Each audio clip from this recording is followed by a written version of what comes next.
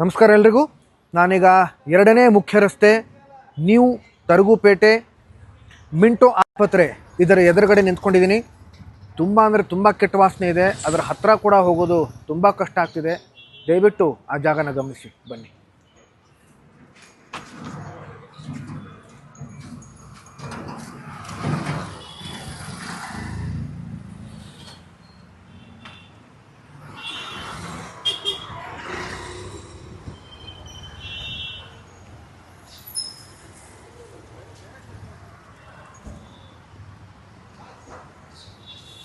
ಬಂದೆ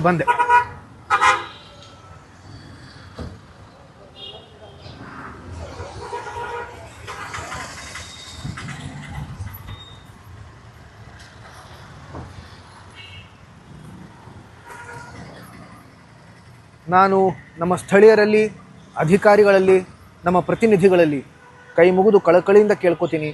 ಇದು ನಮ್ಮ ಬಡಾವಣೆ, ನಮ್ಮ ಊರು, ನಮ್ಮ ನಾಡು, ನಮ್ಮ ದೇಶ.